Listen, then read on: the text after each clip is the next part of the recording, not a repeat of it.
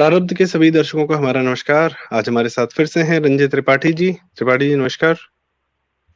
नमस्कार। रंजय जी का एक संक्षिप्त परिचय हमारे दर्शक लोग जानते हैं, पर जो नए दर्शक जुड़े हैं मैं उनके लिए, रंजय जी 25 साल से एंटरप्रेन्योर और टेक्निकल फील्ड में रत हैं और इनकी अपनी कंपनी है। और ये मुख्यतः कई सारे इंस्टीट्यूट्स जो इंडिया के हाई लेवल इंस्टीट्यूट्स हैं और जो लैब्स हैं, वहाँ पर साइंटिफिक इंस्ट्रूमेंट्स प्रोवाइड करने का काम करते हैं। ये इनके फॉरेन कंपनीज के साथ कोलैबोरेशंस भी हैं। और चूंकि इंस्टीट्यूट्स में आईआईटीज में Indian Indian institute of science और अन्य प्रकार की जो गवर्नमेंट ऑफ इंडिया के सीएसआईआर के लैब्स और इस तरीके की बहुत सारी यूनिवर्सिटीज जो अलग अलग लेवल पे काम कर रही है, मेडिकल कॉलेजेस, एम्स और इस तरीके के जितने बड़े मेजर इंस्टीट्यूट्स हैं, वहाँ के एंटरप्रेन्योर्स जो हैं, वहाँ पे जो एंटरप्रेन्योर सेल्स हैं, जो इंक्यूबेशन सेंटर्स हैं, एकेटीयू हो गया, अब्दुल कलाम टेक्निकल यूनिवर्सिटी, इन सब बहुत सारे इंस्टीट्यूट्स के साथ इनका लंबा एक्सपीरियंस है। और ये बदलते समय को बहुत तेजी से टेक्नोलॉजिकल एडवांटेजेस को और उसके रिसर्च एस्पेक्ट को, स्टूडेंट्स के द्वारा की गई रिसर्च को और उसको जमीन पर उतरते हुए ये अपनी आंखों से देख रहे हैं, ये उसके प्रत्यक्षदर्शी हैं। तो एक लंबा अनुभव है रंजय जी का। और मेरा नाम संदीप आरके सिंह, मैं स्वयं एक एंटरप्रेन्योर हूँ। मैं पानी के क्षेत्र में काम करता हूँ, वेस्ट वाटर मैनेजमेंट और वाटर मैनेजमेंट के क्षेत्र में। तो चर्चा को शुरू करते हैं रंजय जी। बेसिकली मैं ये देख रहा था, जैसे हमारी आपकी अक्सर बातचीत होती है, प्राइवेट बातचीत में भी हम लोग ये देखते हैं और कई लोगों के साथ बात करते हैं कि एक बहुत बड़ा चंक ऑफ जो हमारा यूथ है, जैसा मोदी जी कहते हैं कि आज, और इंडिया इस समय डेमोग्राफिकली सबसे ज्यादा एडवांटेजियस स्टेज में है कि उसका most of the population is under 30 years of age. लेकिन अगर यही एक जो जनसंख्या है यूथ की, ये अगर मैक्सिमम ऑफ दीज पीपल अगर इस सरकारी नौकरी की तैयारियों में 4-4, 5-5 साल, 6-6 साल अपने आप समय बर्बाद कर रहे हैं, 20 साल से 12 से ही तैयारी कर देते हैं, ग्रेजुएशन के बाद 20 साल 21 साल की उम्र से 50 कोई काम न करते हुए सिर्फ तैयारी कर रहे हैं, कोचिंग इंस्टीट्यूट्स को पैसे दे रहे हैं, लाखों रुपए वहां खर्चा कर रहे हैं। और जाहिर सी बात है कि अगर 100 में से मैक्सिमम 98 लोग तो कोई नौकरी नहीं पाते, लेट्स से 96, 96% को नौकरी नहीं मिलती है सरकारी, 100%। और बाकी जो 4 बचे हैं उनको भी पूरी तरह जो है वो नहीं मिलता है जो उनको चाहिए होता है। और एक ये होता है कि सरकारी नौकरी एक ड्रीम है, यूपीएससी से लेकर ऊपर से लेकर नीचे तक, मतलब ऑल द क्लासेस जो भी उनके हैं, हम सबकी बात कर सकते हैं। तो एक सपना है, उसको हमें पाना है सरकारी नौकरी को। लेकिन क्या वो एक सपना जो 20-21 साल की उम्र में देखा गया है, जो लेट्स से किसी का पूरा भी हो जाता है 24-25 साल की उम्र तक, क्या वो सपना पर्याप्त है पूरा जीवन चलाने के लिए? वो भी ऐसा जीवन जो हर दिन नए टेक्नोलॉजिकल एडवांसेस देख रहा है, लगातार परिवर्तन आ रहे हैं। तो रंजय भाई, इस फिनोमिनन पे आपकी क्या राय है? ये बच्चे इतनी सरकारी नौकरियां की तैयारी क्यों कर रहे हैं, और इनको अगर ये नहीं करना चाहिए तो इनको क्या और करना चाहिए? क्या प्राइवेट में बहुत ज्यादा संभावनाएं हैं? देखिए, सबसे पहले चीज तो ये हम आपको बता दें कि सरकारी नौकरी की तैयारी करना और सरकारी नौकरी पा लेना कोई बुरी बात भी नहीं है, क्योंकि बहुत सारी चीजें सरकारी तंत्र से ही चलना चाहिए और वो चलती रहे, वो अच्छा है। ठीक है। तो अब हम जो चाहते हैं कि जो भी ये गवर्नमेंट में जॉब पे जाए, they should go with a different kind of mindset, different kind of selection process, different kind of mindset। ठीक है। जो अभी तक नहीं थी वो होना चाहिए। इंडिविजुअल जवाबदेही, ये individual target of the work completion, ये सब चीजें अब सरकारी विभाग में जोड़ना बहुत जरूरी हो चुका है। क्योंकि अगर आप सरकारी व्यवस्था के साथ में जो प्राइवेट सेक्टर है, इन दोनों को साथ में चलना है, इसमें से कोई एक भी ढीला रह गया तो पूरी की पूरी व्यवस्था जो है लड़खड़ाते हुए चलती है।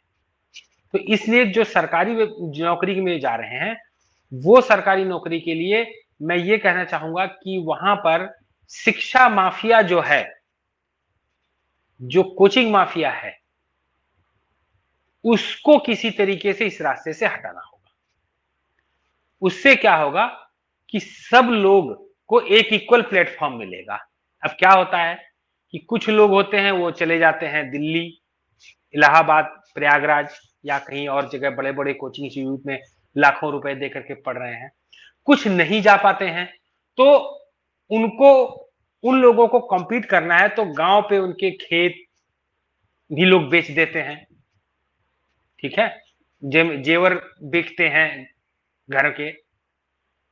तो ये जो इम्बैलेंस को जो सिस्टम है ये हटाना है, तो उसके लिए शिक्षा माफिया पे नकेल बहुत जरूरी है, जो कि कोचिंग माफिया है। सबको इक्वल अपॉर्चुनिटी। अब आज की डेट में जो ऑनलाइन व्यवस्था है उसमें हर एक चीज, जो भी इवन आप देखेंगे तो जो भी कंपटीशन एग्जाम हो रहा है, हर कंपटीशन एग्जाम का पिछले साल का पेपर वो पर्टिकुलर एजेंसी अपने वेबसाइट पे डाली हुई है। किस टाइप के क्वेश्चंस आते हैं, क्या आपके उस क्वेश्चन को सॉल्व करने के स्किल सेट होनी चाहिए, वो सब अवेलेबल है। और बहुत सारे ऐसे ऑनलाइन इंस्टीट्यूट्स सरकार के अवेलेबल हैं जो आपको मुफ्त कोचिंग कराते हैं, पढ़ाते हैं वहां पे आकर के आपको क्या पढ़ना है। तो उस तरफ जाना है और सबको जाना है, और इस शिक्षा माफिया को हटाएं, क्योंकि शिक्षा माफिया लोगों को बर्बाद कर रहा है।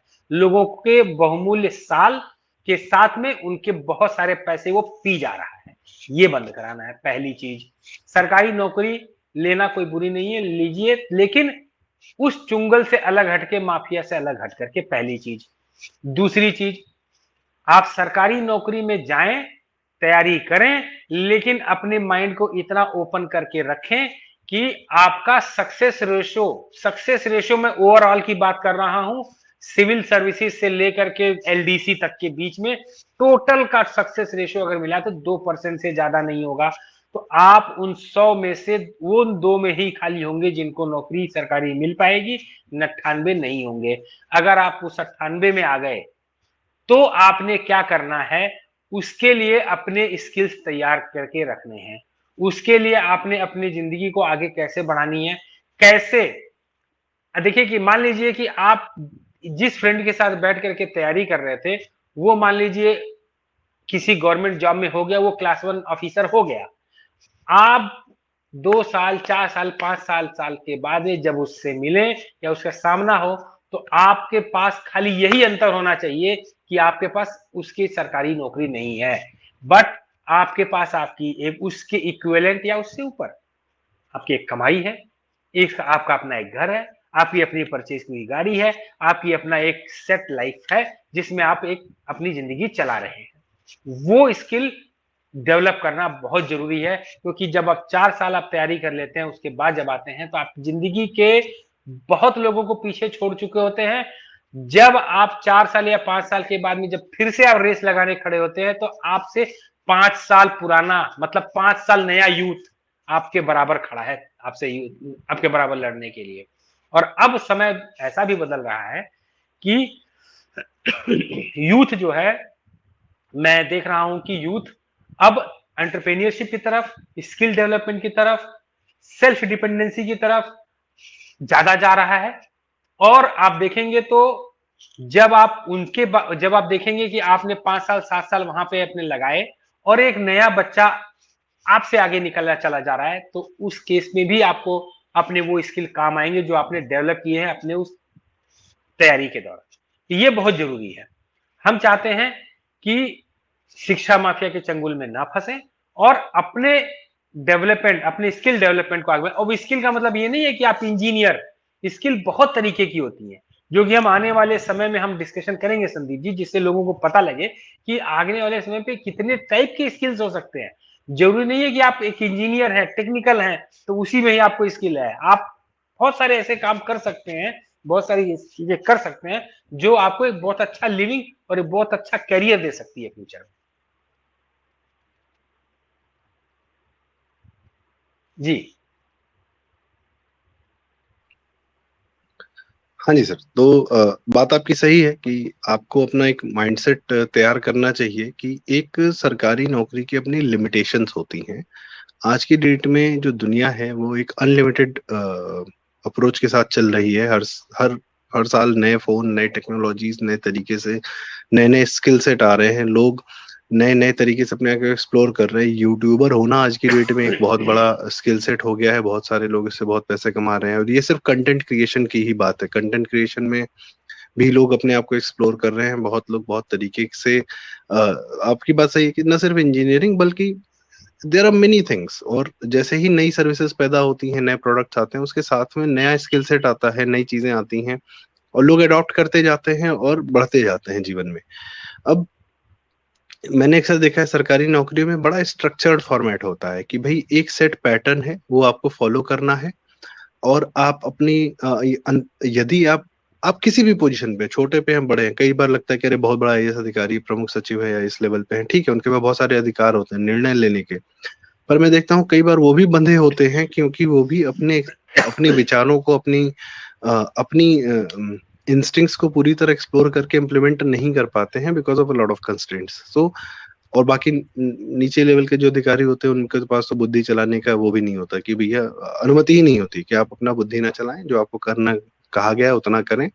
और उसमें भी बहुत सारे कंस्ट्रेंट्स हैं कि आपकी जो तनख्वाह है, जो आपकी आमदनी है वो सीमित है। ऑफ कोर्स अगर हम उस बात को इग्नोर नहीं कर रहे हैं कि एक पैरेलल इंसेंटिव सिस्टम जिसको कमीशन या रिश्वतखोरी कहते हैं, वो भी सरकारी सेक्टर ने अपने लिए इन्वेंट कर लिया है।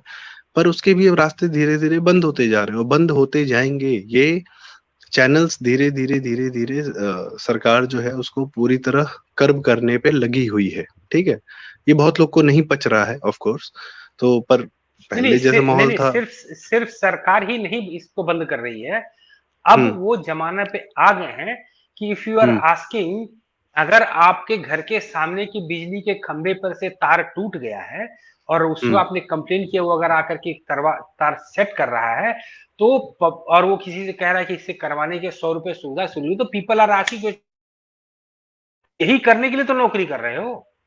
वो जमाना चला गया कि जब लाइनमैन से लोग डरते थे, अब ये जमाना आ गया है कि लोग चीफ इंजीनियर को भी नहीं छोड़ेंगे, बिकॉज अब लोगों में अवेयरनेस आ गई है कि ये इनको यही काम करने के लिए तनख्वाह मिल रही है। नहीं, मैं आपकी इस बात से थोड़ा सहमत हूँ, थोड़ा नहीं हूँ, बिकॉज ये अगर हम पावर सेक्टर की बात करते हैं तो पावर चूंकि एक बहुत बड़ी रिक्वायरमेंट है पब्लिक की ऑन अ डेली बेसिस, तो पब्लिक खुद जो है पावर सेक्टर के एम्प्लॉयज को किसी तरीके से निपट लेती है अगर उनको वो सर्विसेज सुविधा नहीं मिल रही होती हैं।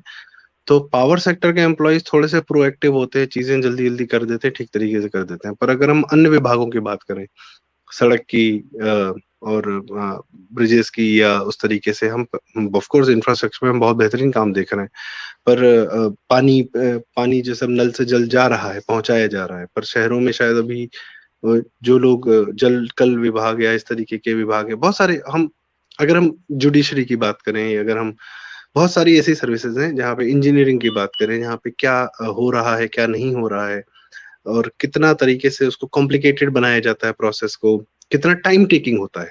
और ऑडिट नहीं है किसी का कि अगर एक विभाग के बहुत सारे मल्टीपल एम्प्लॉयज पर जो खर्चा हो रहा है, जो सिटी प्लानिंग की बात होती है कि सिटी में प्रोएक्टिव इंफ्रास्ट्रक्चर डेवलपमेंट नहीं हो रहा है। गवर्नमेंट ने एक स्मार्ट सिटी के थ्रू कोशिश की थी, पर कुछ शहरों में सफल हुआ, कुछ शहरों में नहीं हुआ। तो वो एक माइंडसेट की भी बात है, शायद हमारी आपकी अक्सर चर्चा भी होती रहती है कि सरकारी अधिकारी का एक अलग ही माइंडसेट है। वो चूंकि वो सेट फॉर लाइफ है, तो वो ये समझता है कि हमको अब कोई फर्क नहीं पड़ता है अगर काम हो चाहे ना हो, कोई टारगेट्स नहीं है, या हो सकता है टारगेट्स हो पर डिलेज होए। तो एक जो जनरल परसेप्शन है सरकारी काम, तो सरकारी काम अपने आप में एक गाली बन चुका है। तो खैर लेट्स नॉट गो देयर। अभी हम बात कर रहे थे कि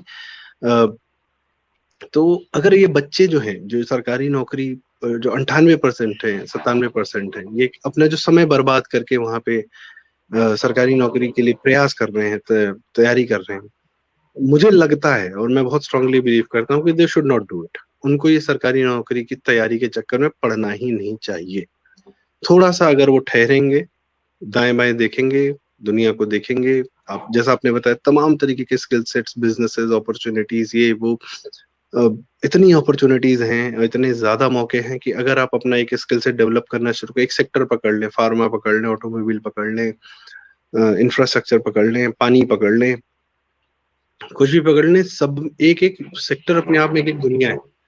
आपका पूरा जीवन उसमें ग्रो करते करते करते करते आप इतना ज्यादा ग्रो कर सकते हैं और समय के साथ ग्रो कर सकते हैं। समय जितनी तेजी से ग्रो कर रहा है, आप उतनी तेजी से स्वयं भी ग्रो कर सकते हैं। आपको पीछे रह जाने की कोई आवश्यकता नहीं है।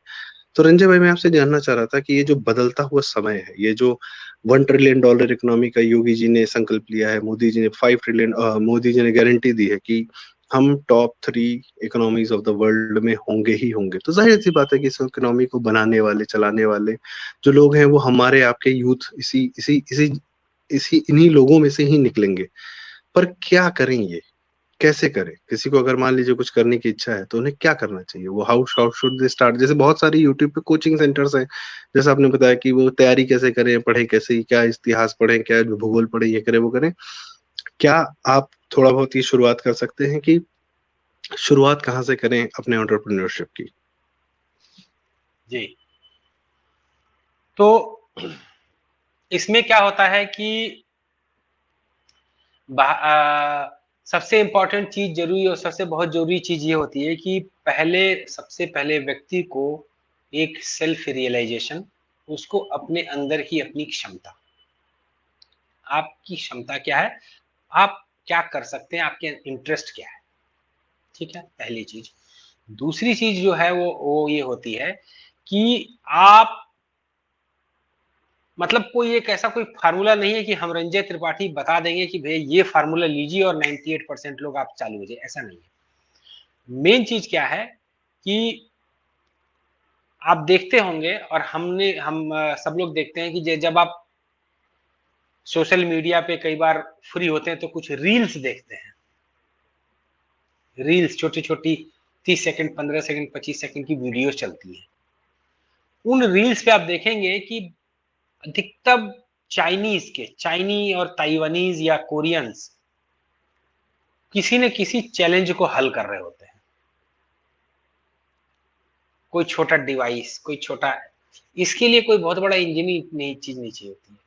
तो क्या होता है कि आप कोई भी उत्पाद, कोई भी प्रोडक्ट अपने दिमाग में आया कि ये एक डिफिकल्ट है, इसको आसान बनाया जाए, और ये आसान बनाने के लिए जब आप देखेंगे तो हर आदमी के लाइफ में वो काम आए, ऐसी भी चीजें थी। तो मैं उन चीजें से प्रभावित हूं कि आप चैलेंजेस देखिए आसपास, कौन क्या चैलेंज फेस कर रहा है, and try to bring out the solution for that challenge.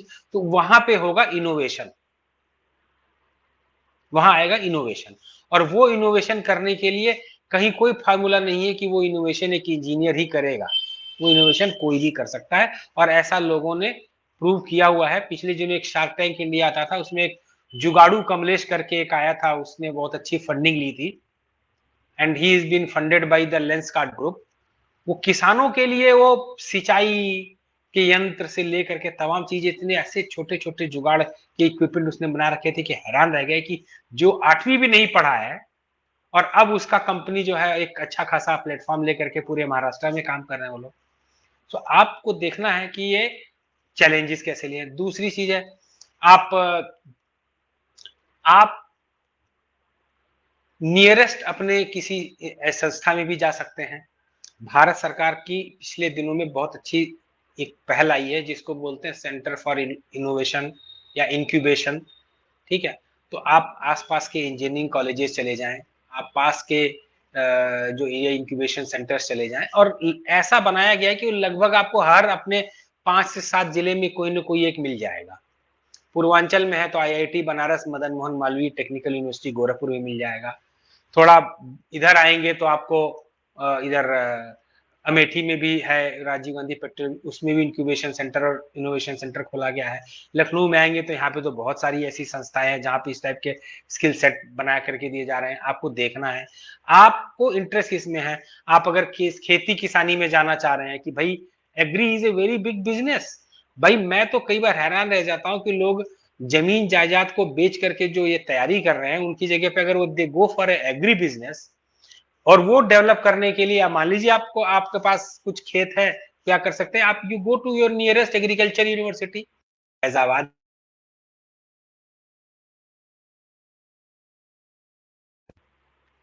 पास में फैजाबाद में है, फिर आपके बनारस में है, या आपके लखनऊ में है, सब जगह पे हैं। आप जाइए, एग्री से रिलेटेड क्या क्या प्रोजेक्ट चल रहे हैं सरकार के, उन एग्री रिलेटेड प्रोजेक्ट पे आप अपना कोई कर लीजिए। मतलब there are an number of things which you can do.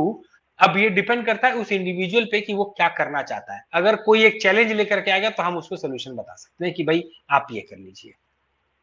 अच्छा, तो चूंकि आपने कहा अगर वो कोई चैलेंज लेके आता है तो आप लेके आता है मतलब आपसे संपर्क करे, तो आपसे संपर्क करने का क्या तरीका हो? क्या आपकी ईमेल आईडी या कोई ऐसा नंबर है जो हम डिस्क्रिप्शन में डाल सकें?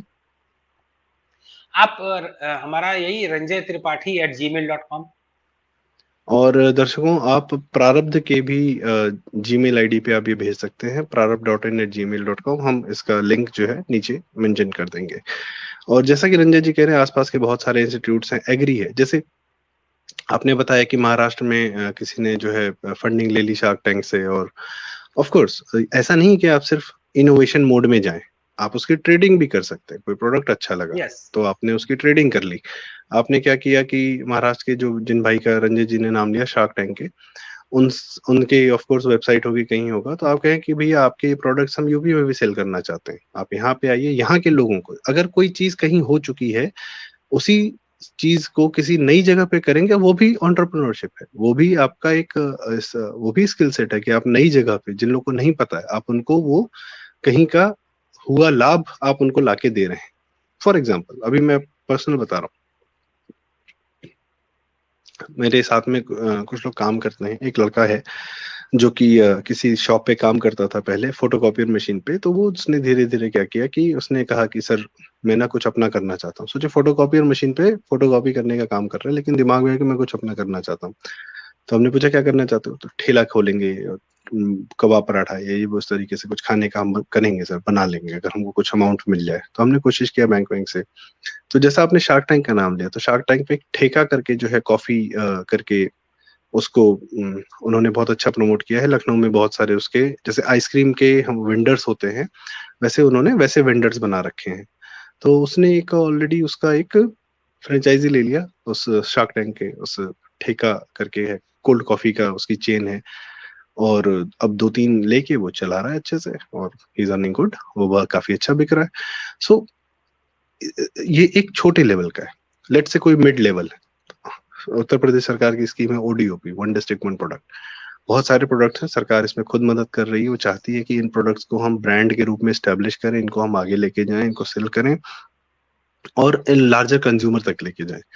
आप उसकी वेबसाइट पे भी जा सकते हैं, लखनऊ में लाल बाग में उसका ऑफिस है। आप वहां जाके लोगों से बात कर सकते हैं कि कौन लोग हैं वेंडर, हर शहर में हर जिले में एक वेंडर है। आप उनके प्रोडक्ट्स को जाके देख सकते हैं, उनको प्रमोट कर सकते हैं, उनको सेल कर सकते हैं। आप ट्रेडिंग में भी अपना रुझान कर सकते हैं।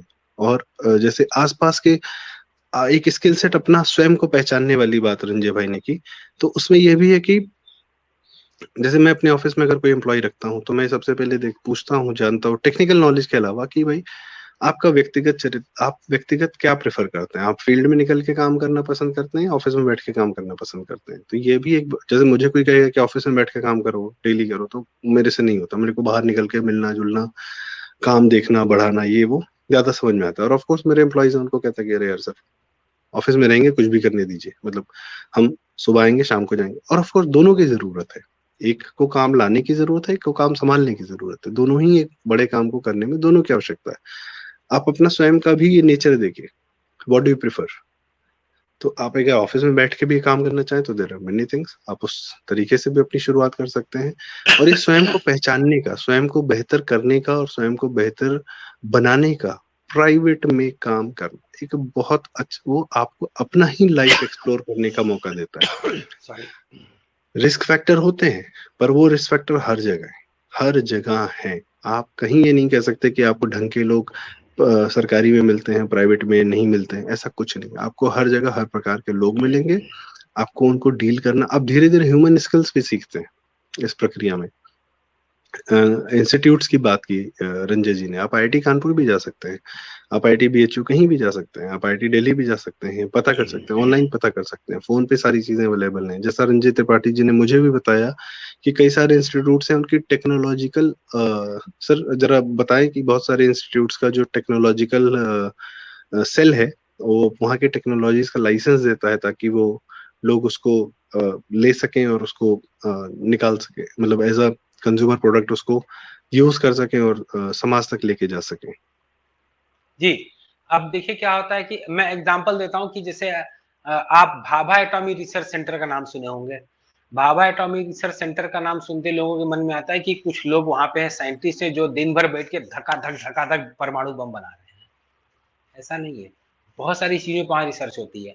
आप भाभा एटॉमिक रिसर्च सेंटर के वेबसाइट पे जाइए, वहां पे एंटरप्रेन्योर कॉर्नर है, और विश्वास मानिए आप वहां पे जा करके आपका दिल प्रसन्न हो जाएगा। Agro business, water quality business, chemical business, high and engineering instrumentation business, मतलब कौन सा ऐसा बिजनेस सेक्टर नहीं है जिस बिजनेस सेक्टर पे भाभा एटॉमिक रिसर्च सेंटर ने कोई ना कोई टेक्नोलॉजी ना डेवलप किया हो और वहां वेबसाइट पे ना डाला हो कि भैया आइए 50,000, 20,000, 1 लाख, 1.5 लाख लीजिए, दीजिए फीस, और इस वो बुलाएंगे, आपको सिखाएंगे, आपको समझाएंगे कैसे क्या करना है, सब कुछ बताएंगे, वो फीस लेंगे और आपको वो प्रोटोटाइप बना के पूरी टेक्नोलॉजी कागज पे बना करके कहते भैया ये लीजिए, जाइए और हमारा नाम यूज कीजिए कि हमने यहां बनाया ये प्रोडक्ट, और क्या चाहिए। ये मतलब एक, और इतने उसमें प्रोडक्ट है, इतने प्रोडक्ट है, इतने प्रोडक्ट, आप हैरान रह जाएंगे। इसी तरह से हमारे बहुत सारे CSIR की लैब्स हैं, उनके यहाँ पे चले, इवन जो हमारा डिफेंस रिसर्च डेवलपमेंट ऑर्गेनाइजेशन है, DRDO की जो लैब्स हैं, DRDO की लैब्स बहुत सारे ऐसी टेक्नोलॉजी डेवलप कर चुकी हैं जिनको आप टेक्नोलॉजी को ले लीजिए और बाजार, यहाँ तक कि खाने का सामान, फ्रूट जूस की टेक्नोलॉजी, नेचुरल फ्रूट जूस की टेक्नोलॉजी लेके बर्तन बनाने की टेक्नोलॉजी तक, सब चीज वहां पे अवेलेबल है। सिंपल से सिंपल चीज बनाने से लेकर के मुश्किल से मुश्किल आपको बनाने की सब टेक्नोलॉजी वहां उपलब्ध है। आप बात कीजिए, उनकी एक फीस है, एक ट्रेनिंग का प्रोग्राम है, अटेंड कीजिए, जितना पैसा आप, अगर आप उधर कई लाखों रुपए खर्चा कर दे रहे हैं और समय बर्बाद कर रहे हैं, 6 महीने और कुछ चंद हजार रुपए यहाँ पे आप इन्वेस्ट करके देख लीजिए, ये भी आपका एक हो जाता है। तो भारत सरकार की से लेकर के बहुत सारे, इवन आप देखें तो आपके नियरेस्ट जो प्राइवेट यूनिवर्सिटीज हैं, अब प्राइवेट यूनिवर्सिटीज भी हैं, उनके भी अपने सेट हो गए हैं incubation centre, technology development centre, वो भी नए नए चीजें डेवलप कर रहे हैं, उसको भी कॉमर्शियलाइज करने के लिए मार्केट में टेक्नोलॉजीज अवेलेबल है, उपलब्ध है। तो ये तो हो गया प्रोडक्ट का उत्पादन। अब मान लीजिए मैं कोई प्रोडक्ट ले आया, मेरा ये इतना IQ है कि मैं उस पर्टिकुलर प्रोडक्ट को बना लूंगा, मैंने बना लिया, वो लाइसेंसिंग ले लिया, बना लिया, प्रोडक्शन मेरा चालू है, उसको बेचना है, तो आप ही में से कोई आए, हमारे से अलग अलग शहरों में आए, डिस्ट्रीब्यूशन लीजिए, C&F बनिए, डीलर बनिए, रिटेलर बनिए, इसको सेल करिए, मार्केट में प्रोडक्ट डालिए। तो चीजें उपलब्ध हैं आपको उसके अंदर में, बस सिस्टम में एक प्रॉपर सिस्टम में उसके अंदर में जा करके अपने बेनिफिट वाली चीजों को लेने की बस खाली देर है। तो मैं आपकी इसी बात में एक चीज जोड़ना चाहता हूँ कि बिल्कुल आपने सही कहा, और ये सब मैं तो ये कहूंगा कि भाई दिल्ली, राजेंद्र नगर, मुखर्जी नगर खाली करो, छोड़ो, निकलो, अपने IITs में जाओ, दूसरी जगह पे जाओ, इन लैब्स की जो बात बताई जा रही है यहाँ जाइए, यहाँ समझिए, यहाँ पे लोगों से मिलिए और देखिए दुनिया कितनी बड़ी है।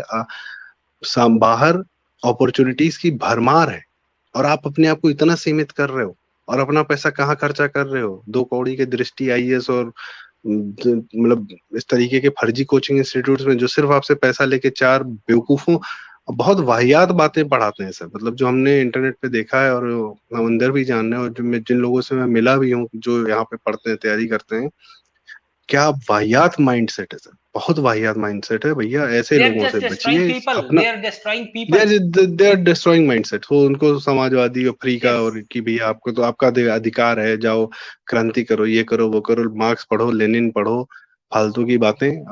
जिन लोगों का कोई विश्व बर्बाद करने में जितना योगदान है, उन्हीं को पढ़ो, उन्हीं को फिर से इम्प्लीमेंट करो, क्योंकि पिछली बार वाले इम्प्लीमेंट नहीं कर पाए थे। ये सब 2 कौड़ी की बातें वो पढ़ा रहे हैं।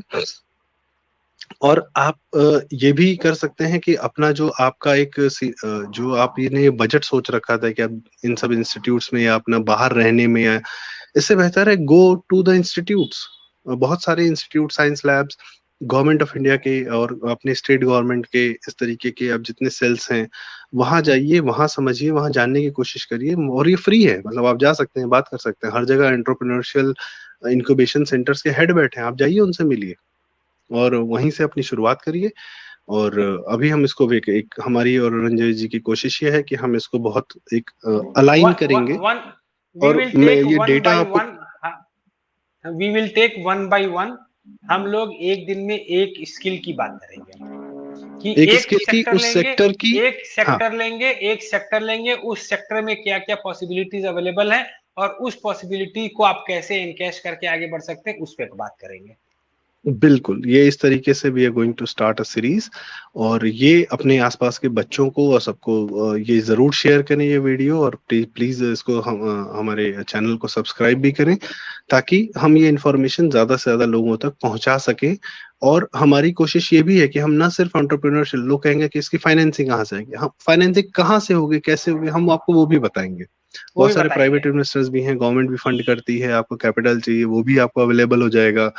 और इसमें सफलता के बहुत और सक्सेस स्टोरीज भी हम आपको बताएंगे। जैसे एक सक्सेस स्टोरी है स्वासा मास्क, वो वाटर को फिल्टर करने के कुछ फिल्टर मटेरियल्स बनाते थे, और कोविड के समय में उन्होंने अपना जरा सा चेंज किया और मास्क में आ गए, और वो मास्क इतना बेहतरीन था, भारत में इतनी क्वालिटी का इतना बेहतरीन मास्क बनाया उन्होंने कि स्वयं प्रधानमंत्री ने उसको पहना जब वो पहली बार जब वो निकले थे श्री राम मंदिर के उसमें भूमि पूजन में। पूजन में, भूमि और पूजन। मोदी जी ने स्वयं वो मास्क लगाया, और उसके बाद ऑफ कोर्स लोगों का ध्यान गया, और उससे पहले भी वो बिक रहा था, तो वो हाई क्वालिटी मास्क था, और अचानक से वो कंपनी वर्थ 500,000 करोड़ हो गई सर, है ना? नहीं उतना नहीं, बट है, इट्स ए गुड टर्नओवर। हाँ मतलब उनके और भी जो ठीक है, जो जो उनके मतलब जो नैनो आप फाइबर फिल्ट्रेशन लेके they should be in few sir company की वर्थ, 1000 करोड़। यस, कंपनी मैं की वर्थ तो टर्नओवर की बात नहीं जी कर रहा हूँ सर, मैं टर्नओवर की हाँ, बात नहीं कर रहा हूँ, कंपनी की वैल्यूएशन 100% जो है उस लेवल तक गई होगी। Exactly exactly. और इस प्रकार के बहुत सारे हमारे सेक्टर्स हैं, और जाहिर सी बात है सर, 90% ऑफ द वर्क जो हमारे आपके जीवन को, और मैं बाकी छोड़ दी 90%, 100% ऑफ जो भी सर्विसेज, जो भी प्रोडक्ट आप कहीं भी अपने जीवन में कुछ भी इस्तेमाल कर रहे हैं, वो सब प्राइवेट सेक्टर से आ रहा है। यदि कोई कहता है कि नहीं नहीं सड़क तो सरकार बनवाती, तो भाई साहब सड़क एक ठेकेदार बनवा रहा है, उसकी टेक्नोलॉजी, उसकी मशीनरी, उसका जेसीबी, वो हर चीज एक प्राइवेट सेक्टर प्रोड्यूस कर रहा है। उस पे जो डिटेल्स, उस पे एक सड़क पे आदमी जो ठेकेदार है ना, वो भी प्राइवेट फर्म का लेकर उसने जो है टेंडर लेके वहां पे काम कर रहा है, अपनी लेबर लगा रहा है। Everything that is being done, सरकार सिर्फ एक माध्यम है चैनलाइज करने का रिसोर्सेस को। रिसोर्सेस सारे प्राइवेट सेक्टर से आ रहे हैं, इम्प्लीमेंट भी हो रहे हैं आपके लिए। और ऐसा नहीं है कि सरकार उसमें से प्रॉफिट जनरेट करने की कोशिश नहीं कर रही है, टोल आपसे लेती है ना, सिर्फ इसलिए लेती है कि हमने जो इन्वेस्टमेंट किया है उस सड़क में वो हम रिकवर कर सके, और सही है, वो सही है। तो सरकार भी एज अ प्राइवेट वेंचर भी वर्क करती है, ठीक है, आपसे वो रेवेन्यूज लेती है, टैक्सेस एक अलग बात है। मैं कह रहा हूँ जो जिन सर्विसेज को सरकार देती है उससे जब आप वो चार्जेस लेती है, लेना भी चाहिए। तो इसमें कोई दुविधा नहीं है, कि कोई शंका मत रखिए कि पैसा कमाना है, पैसा सही तरीके से कमाना, कानूनी तरीके से कमाना बिल्कुल सही चीज है। बिल और वाइट में कमाना और उस पर टैक्स देना, आप समझिए, आप अपना, अपने परिवार का, अपने देश का, अपने भविष्य का, अपने बच्चों के भविष्य का, सब में आपका ये योगदान है। अभी कुछ दिन पहले अश्नीर ग्रोवर का ये आया कि सरकार आपसे टैक्स लेती है, आप तो 7 महीने अपने लिए काम करते हो। भाई ऐसा नहीं होता है। आप जो दिन में 100 चीजें इस्तेमाल कर रहे हो ना, तो फिर एक काम करो, फिर सिर्फ अपने लिए कमाओ, और कोई ऐसा सामान मत, मैं अश्नीर ग्रोवर से भी इस वीडियो के माध्यम से भी पहुंचता है, तो कि भी ऐसा ये ना, ये बेवकूफ बनाना बंद करो कि सरकार ने टैक्स ले लिया तो आपके लिए काम नहीं है, आप अपने लिए नहीं कर रहे हो, उनके लिए कर रहे हो। अरे यार, तुमको जो सड़क, वो सुरक्षा जो मिल रही है, पुलिस कहाँ से आ रही है? पुलिस आपके टैक्स नहीं, से ही वो आपको देखिए सुविधा दे वो रही है। एक जुडिशियल, वो हाँ एक देखिए वो एक अलग विषय है। हमारे देश में हर व्यक्ति के अंदर में एक एक कम्युनिज्म और सोशलिज्म का एक कीड़ा है जो अचानक हाँ से इतने घुसता है बड़े, और मतलब बहुत तेज सोचिए, काटता है। वही वही सॉरी, आप जो कह रहे हैं कि हमारे देश में हर आदमी को एक सोशलिज्म और कम्युनिज्म का कीड़ा है, बहुत तेज काट लेता है, तो ये बहुत ही क्या बोलते हैं उसको, भ्रमित करने वाली बात है। इसमें मत पड़िए, काम करिए, कर्म करिए, पैसे कमाइए, टैक्स दीजिए, और बढ़िए, और इन्वेस्ट करिए, और लगाइए, और जो आप खूब अपने कमाओ, खूब पुरुषार्थ टैक्स से दो, जो खूब पैदा मौज में करते हैं, रहो। जो जी, अगर खूब कमाओ, खूब टैक्स दो, खूब खर्चा करो, खूब मौज में रहो। बस सीधी बात है, और क्या चाहिए।